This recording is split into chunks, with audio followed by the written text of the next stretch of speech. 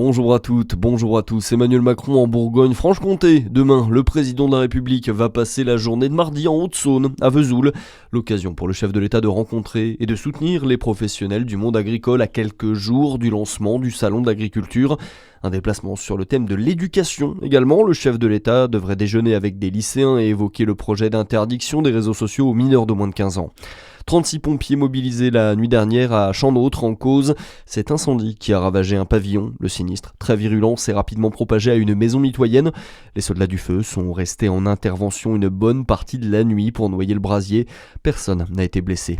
Une opération de sauvetage pour secourir un chien de chasse. C'est ce qui a occupé les pompiers du Grimpe, le groupe d'intervention en milieu périlleux ce week-end. Ils ont été mobilisés à Cormeaux-le-Grand, au cirque du bout du monde. L'animal s'était coincé dans une faille. Il a finalement pu être récupéré, sain et sauf, et rendu à son maître. Un week-end dans la joie et dans la bonne humeur à Lons-le-Saunier. C'était la traditionnelle percée du vin jaune ce week-end. Près de 19 000 personnes ont fait le déplacement dans les rues de la cité jurassienne. Quelques débordements sont venus émailler la fête, quelques cas de violence sur fond d'ivresse ou encore de conduite en état d'ébriété. Dans le reste de l'actualité, des mois de bataille et de doute, mais Sébastien Lecornu est proche de réussir son pari, faire adopter un budget dans une assemblée nationale qui n'a jamais été autant divisée. Après avoir eu recours une dernière fois au 49.3 en fin de semaine dernière, le projet de loi de finances devrait être adopté dans les toutes prochaines heures. Lina Sidi Moussa. Oui, et pourtant on commençait à croire que l'on n'allait jamais voir le bout de ce tunnel budgétaire. La France doit avoir un budget, a rappelé vendredi d'ailleurs Sébastien Lecornu avant de dégainer un ultime 49.3.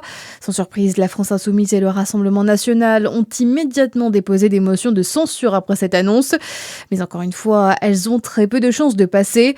Le Premier ministre et son gouvernement devraient pouvoir compter sur la non-censure du Parti socialiste et des Républicains.